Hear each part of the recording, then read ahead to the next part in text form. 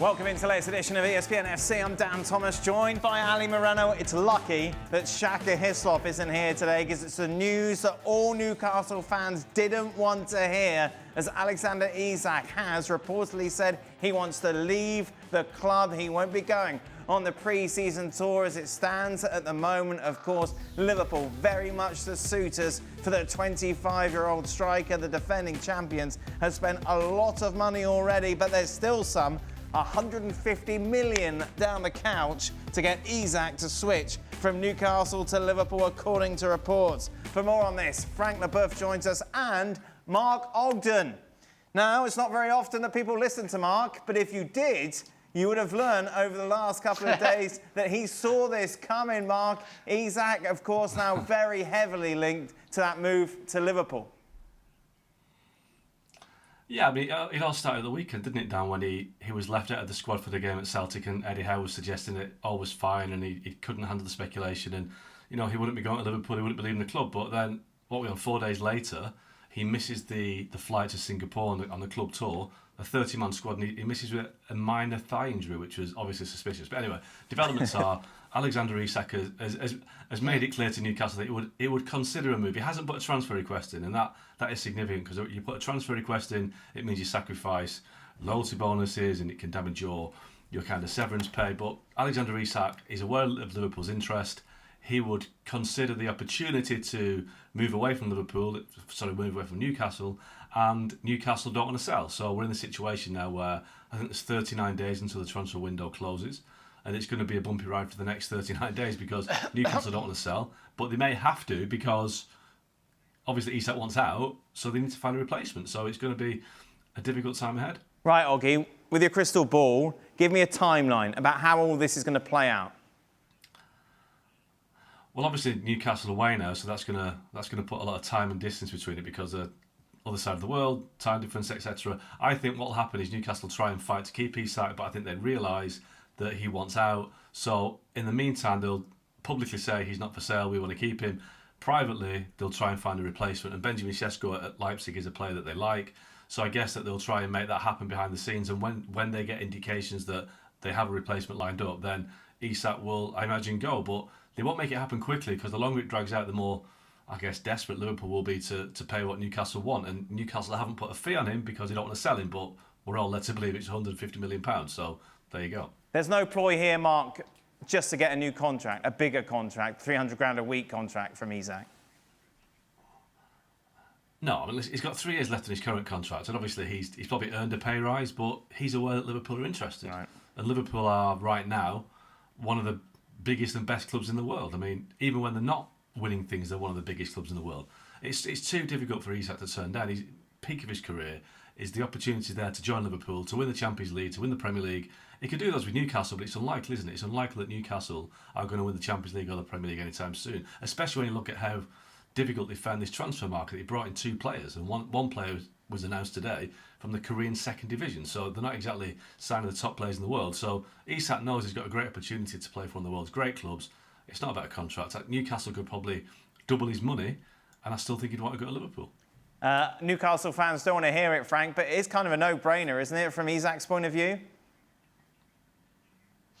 Yes, a little bit. I'm thinking about him and thinking, why do you want to go in the middle of a transaction? Unless maybe Liverpool pushed you to push Newcastle to change their mind and allow you to leave. We don't keep a player who doesn't want to stay, and I understand him. It's maybe the chance of a lifetime to play for the biggest club in the world. We have to say the truth. But if he doesn't go to Liverpool, what's going to happen to him? I'm a Newcastle fan. Already, you betrayed us. So I'm going to make you pay for that. But you're going to play for me. So something's going to be broken. It's hard.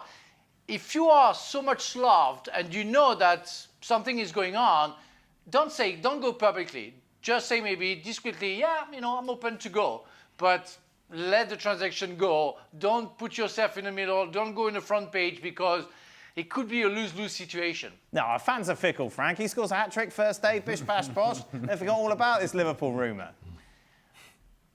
you don't like fans. Don't be like that with fans. Fans can be stubborn and make you pay off. You know. I remember Wayne Rooney back in the day. If he scored, but it's true. If he scored 3 hat-tricks in a row the 3 first weeks, they're gonna forgive him for sure. From a professional point of view, you can see exactly what he's thinking here. Yeah? Absolutely, and you can see the trajectory of where the clubs are going, and where maybe Newcastle is taking steps forward, Liverpool is taking leaps forward. Yeah. And this is a team, let's not forget, they did win the title last season. And seemingly, they're getting better by the minute, stronger by the minute. To the point to where I would also say, we think of Liverpool, because obviously we work with Stevie, as this sort of family, community club, and the strength of Liverpool is in the totality of the group. They're crossing over into Manchester City territory. They're crossing over into Real Madrid territory, in which we're buying every good player there is out there and every great player there is out there. So this idea of Liverpool just being this family community club, I don't know. It's a lot of money being spent, and they becoming one of the more powerful clubs in the world. And when they walk into a negotiating room, they get the first say.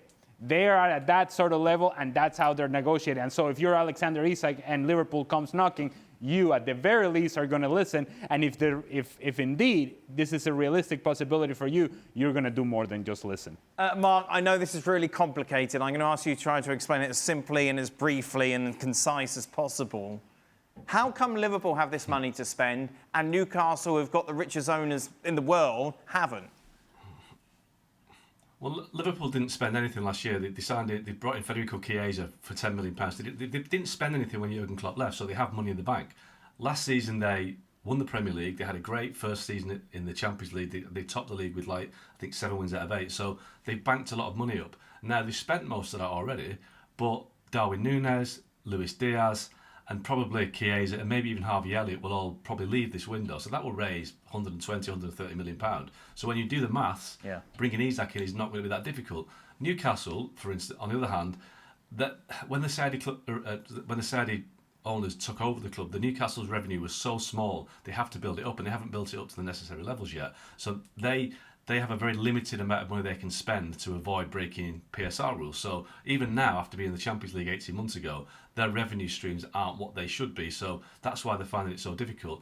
It's a surprise it's taken so long to get to this level, but they are still miles behind the big six, so to speak, in the Premier League. So selling Isak will make it a lot easier for them to compete, but that would mean losing their best player. Is there any world that we live in, Mark, in which Liverpool will regret signing Ekitike because they didn't think they were going to get Isak? No, because I think the situation in Liverpool right now, I think they're planning for life after Mo Salah. I think they've realised that they've kept Salah to a new contract. He's got 2 years on his deal, but Mo Salah probably won't sign another contract at Liverpool. So Isak's 25, Ekitike is 22, 23. They are building their next Sadio Mane, Roberto Firmino, Mo Salah front three with these players. So that's what they're doing now. So it's not a case of overstocking right now, it's a case of building for the future. And Liverpool, to be fair, over the last 10 years have been better than anybody doing that. So that's what they do. They're trying to get their ducks in a row for the next 10 years. And that you can't really blame them because they've been so successful with their policy in the recent decade. It's interesting, Ali mentioned the fact that they were you thought of this as a kind of nice family club, not like one of the big boys who come in and spend a lot of money. But it's interesting that you hear from the owners as well, maybe their perspective has changed slightly as well, talking about what they think about Liverpool and the future and where they stand amongst other big clubs in the world. This is what Hogan had to say about Liverpool and their planning.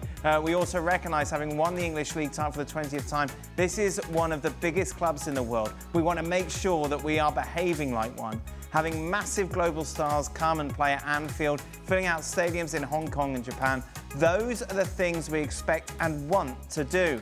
We have a huge fan base around the world who crave success, and we're working as hard as we can to win more trophies. That's exactly what you want to hear from a CEO, not only as a fan, but as a player, Frank, as well. If you're thinking, where can I go, and Liverpool come and knocking, given that plan and given where they are in the world at the moment, it's going to be very difficult for any player to say no. Of course, and he's absolutely right, and the statement is perfect. And when you're a player, the first club you want to go now, I would say it's Liverpool. It was like Real Madrid like 2 years ago. Now it's definitely Liverpool. The city is not, and with all due respect, not that attractive than Madrid. But if you want to play football and you want to be successful, you want to go there. And he's absolutely right. But yeah, you want to bring stars, but be careful on which stars you want to bring, because the Liverpool, I would say, roots are made on the team spirit. And Steve Nichols talks about it a lot, where you have to make sure that everybody goes together. The chemistry is always there. Liverpool has won the Champions League and they have won the PL title because they worked together, because they weren't a big superstar. They were stars, but not that big, in order for them to work together and to listen to the other. That's the essence of how to win something, and Liverpool really understood it, and hopefully they're going to keep on doing that way. Otherwise, they're going to struggle like Real Madrid did last year. If these signings work the way that Liverpool envisions they're going to work, Liverpool are on the cusp of separating themselves from the rest. I know that we have had a discussion in this show, and Mark was there, and I know you called him a liar because he wrote an article in which he said there could be... He said it would be the most exciting title race in the Premier League ever. Yeah, okay. If these signings work the way that Liverpool has envisioned, it's hard to make an argument for everybody else. It really is. Again, Liverpool are on the cusp of separating themselves, not only in the Premier League, but separating themselves in Europe. That's the sort of level that they're beginning to enter now. But of course, the big if, these signings have to work out and have to fit. And to Frank's point, they have to fit not only individually as a group, but into the club and the personality of the club. That's a big question that everybody has to answer. And the first answer we're going to get, actually, will be live on ESPN Plus in the curtain raiser for the start of the new Premier League season as Liverpool take on Crystal Palace. That game will be live August the 10th, 9:30 Eastern. Will Isak be playing? Oh. Ah.